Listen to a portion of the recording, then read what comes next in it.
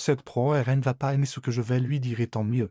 Déjà, bonjour, moi c'est Camille, et apparemment complètement débile. Donc du coup, on va écouter les arguments de cette jeune femme qui est quoi? La jeunesse des... Rassemblement national, jeunesse, attention. Alors j'ai hâte que tu nous donnes tes sources sûres qui démontrent que nous avons tort. Alors dans nos sources, nous, on a des trucs pas mal. Après bon, toi tu les as pas cités, mais pour avoir fait nos recherches vite fait, on est tombé sur des sources pas très... Enfin en tout cas vous allez voir, hein, c'est assez parlant je pense. Alors effectivement, il existe un racisme banalisé, celui du racisme anti-blanc. Racisme anti-blanc. On va faire la recherche cherche racisme anti-blanc. On va trouver tes sources. PMP, Frontières, Europe 1, CNews. Et apparemment complètement débile. Tu sais, celui que vous réfutez parce que vous considérez que nous sommes des oppresseurs. Toute personne peut être victime de discrimination à cause de leur couleur de peau, mais le racisme, c'est une discrimination qui est systématique parce que elle est systémique. Mais je pense que c'est trop de mots intelligents pour elle. Mais vous oubliez une chose, c'est que ce racisme provient du Maghreb et de l'Afrique noire. Ça s'appelle Wikipédia. Je sais pas si tu connais, parce que bon, CNews, ça a l'air d'être ton encyclopédie préférée. Les expressions racisme anti-blanc et racisme inversé sont contestées par la majorité des chercheurs en sciences sociales. On peut aussi dire qu'il y a une surutilisation du terme par l'extrême droite, et donc le Rassemblement national.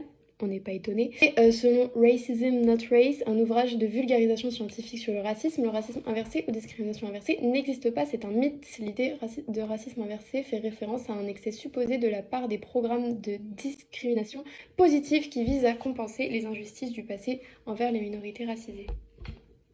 Comme les 400 000 morts en Algérie. Comme les 400 000 morts en Algérie. Ces gens qui viennent immigrer dans nos pays avec cette haine du blanc et qui tuent nos blancs. Je parle de Thomas, je parle de Philippine, je parle de Lola, ou tu veux peut-être que je donne d'autres noms encore? Ça tombe bien parce que moi je te parle des 400 000 morts qu'on a tués en Algérie, les Français qui étaient pour vos idées, hein. Et aussi tous les morts, tous les juifs qui ont été tués par les collabos de votre espèce. Donc excuse-moi, mais je pense que le ratio, voilà quoi. L'affaire Crépol, on sait très bien que vous l'utilisez un peu comme un joker. Et d'ailleurs, dire nos blancs, c'est vraiment genre le summum du racisme. Genre ça veut dire que pour vous, les Français, il n'existe pas de Français noirs? Il n'existe pas de Français métis? Non, les Français sont forcément blancs, genre. Étant donné que c'est une affaire qui a été extrêmement médiatisée et utilisée même pour relancer le terme de racisme anti-blanc par l'ultra-droite, en fait ça peut être un exemple d'une agression, mais ça veut pas dire que c'est systémique. Dans tout ce que tu me cites, toutes les affaires que tu me cites, elles ont été récupérées par l'ultra-droite, elles ont été utilisées par l'ultra-droite.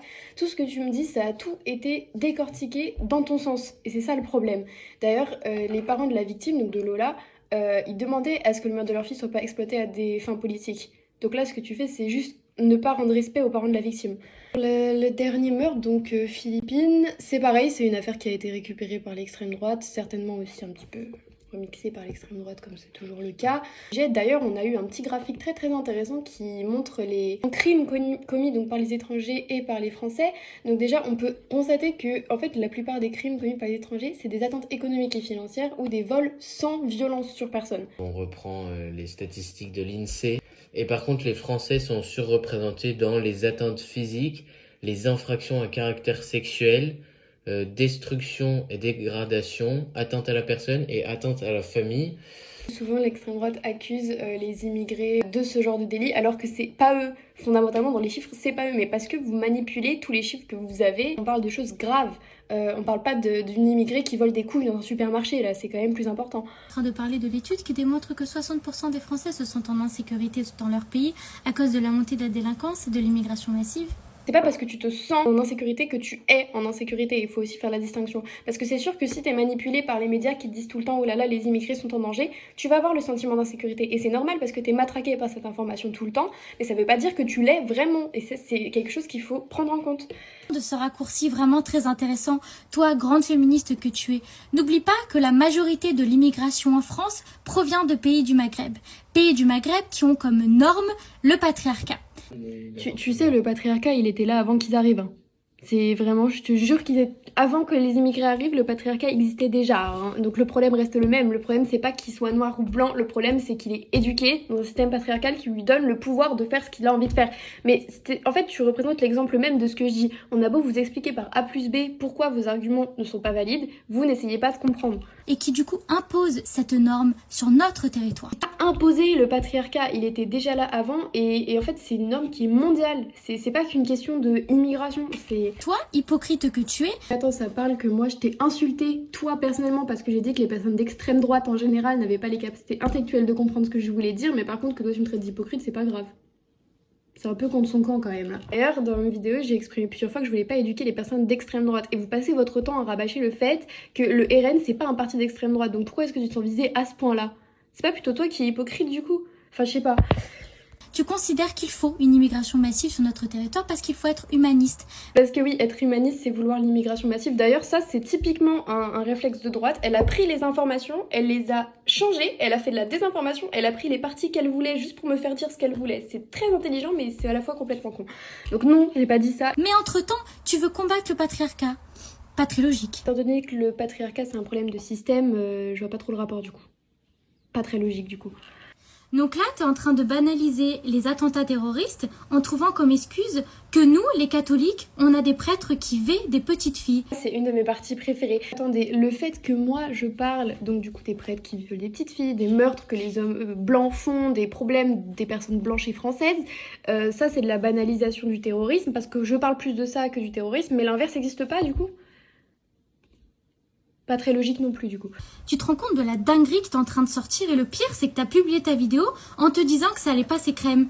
C'est quand même culotté de dire que t'as le droit de parler du terrorisme fait par les immigrés mais t'as pas le droit de parler des crimes faits par des Français. Bah non, parce qu'attention, le terrorisme c'est 10 fois plus important, les deux sont graves ma belle. Et c'est quand même sacrément culotté de me dire tu croyais que ça allait passer crème quand toi l'essence de tes idées c'est du racisme, c'est du fascisme. Ok, donc pardon mais va falloir revoir un peu là.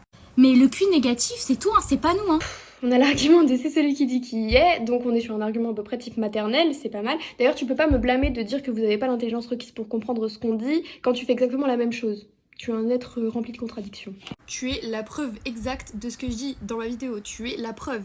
Et tu le prouves, c'est grave quand même. Non, le plus grave, c'est que tu t'en rends pas compte. C'est encore plus grave ça. Nouvelle, Mathilde Panot a même du mal à dire que les terroristes sont les méchants d'histoire. Limite, elle nous explique qu'ils viennent de quartiers pauvres et que le problème c'est toujours le capitalisme et toujours les riches. Et du coup, là, t'as un point sur le fait que oui, il y a des attentats terroristes, par exemple pour des raisons religieuses qui ne sont pas justifiées par le capitalisme, mais du coup, t'as fait un raccourci tard les maillots cartes parce que tu nous as parlé du capitalisme, alors que si le capitalisme joue un rôle quelque part, c'est dans le taux de criminalité, parce que oui, les immigrés qui vont aller voler, c'est à cause du capitalisme, parce qu'ils n'ont pas les moyens de pouvoir subvenir à leurs besoins. Donc tu me parles de deux problèmes qui fondamentalement ne sont pas les mêmes.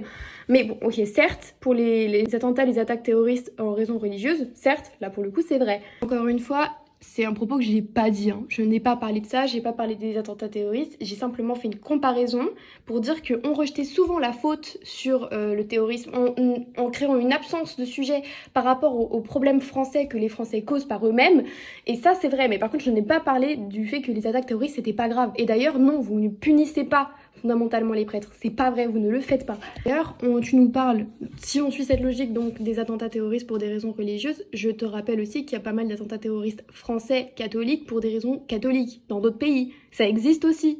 Il faut comprendre que l'inverse existe en fait. Les deux sont très graves et donc en parler, c'est pas une dinguerie, c'est juste normal. Attentats pour des raisons idéologiques multiples, dont par exemple des idéologies d'extrême droite. Le plus récent qu'on peut citer, c'est le 31 mai 2025.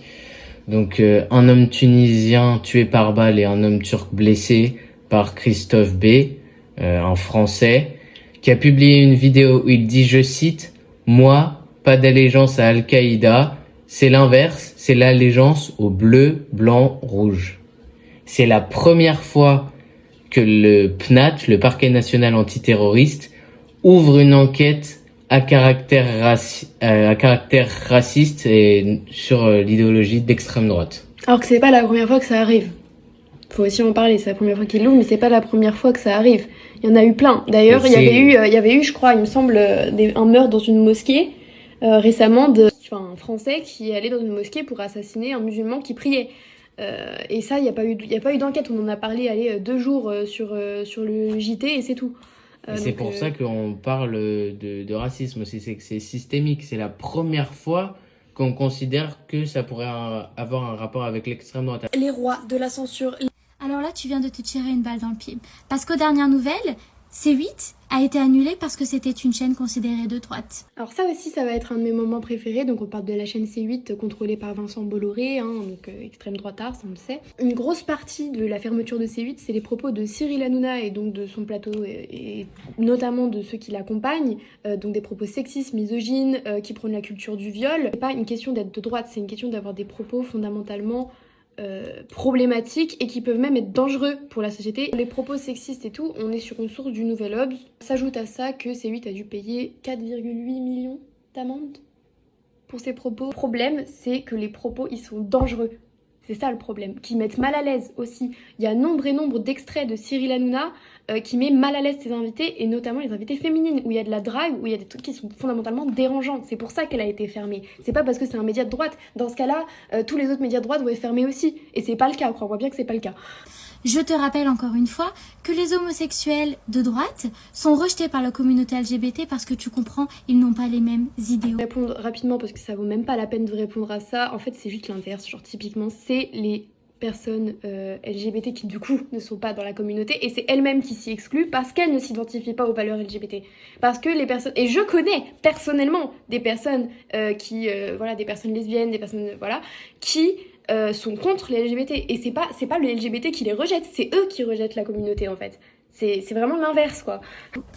Je te rappelle quel est le surnom des Noirs de droite ? Bounty est vendu tout simplement parce que vous considérez que les Noirs n'ont pas à être de droite. Bon, déjà, on n'en a jamais entendu parler, et quand bien même ce serait le cas, même si c'est horrible, vous considérez bien, et tu l'as dit toi-même, que les Noirs sont pas français, parce que c'est nos blancs. Donc, les Noirs sont pas français, ça marche pas. Ils fondés sur des fucking idéologies nazies. Tu vois, cet argument, il aurait pu fonctionner. Simplement, nous sommes en 2025 et tu parles à des militants RN de la génération Z. Voilà.